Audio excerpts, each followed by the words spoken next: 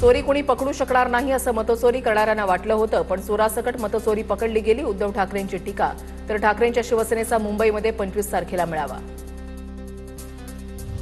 महायुतीचा atom bomb सगळ्यांचं काम तमाम करेल. आधी निवडणुका लवकर घ्या म्हणत होते, आता पराभव दिसू लागल्यानं निवडणुका पुढे ढकलाची विरोधकांची मागणी. उपमुख्यमंत्री शिंदेंची टीका. आधी भाऊबंदकीचं नाटक गाजलं आणि आता मनोमिलनाच्या नाटकाचं प्रमोशन सुरू आहे. उपमुख्यमंत्री एकनाथ शिंदे यांचा ठाकरे बंधूंना टोला.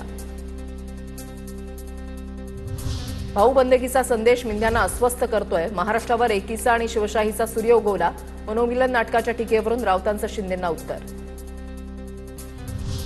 भाऊबंदकीचा संदेश मिंद्यांना अस्वस्थ करतोय. राज्यातील सर्व नरकासुरांना जनता चिरडेल. संजय राऊतांकडून उपमुख्यमंत्री शिंदेंचा नरकासूर असा उल्लेख. निवडणूक आयोगाला जाब विचारणा हा विरोधकांचा खोटेपणा. पराभव दिसत असल्यानं विरोधकांकडून दिशाभूल. चंद्रशेखर बावनकुळेंचा आरोप. तर निवडणुकांआधी मतदार याद्या दुरुस्त होतील. बावनकुळेंची प्रतिक्रिया. आमच्या प्रश्नावर फक्त निवडणूक आयोगानं उत्तर द्यावं. भाजप उत्तर देत असेल याचा अर्थ आयोग आणि भाजपची ही मिलीभगत. राऊतांचा आरोप. तर 1 नोव्हेंबरला मोर्चा जनतेची माफी मागण्यासाठी काढा. बन यांची टीका.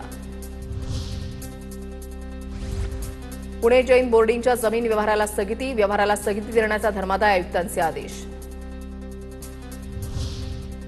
पुण्यामधल्या जागा गिळणारे जाग्या मोहोळ. ट्विट करत धंगेकरांची मुरलीधर मोहोळ यांच्यावर टीका.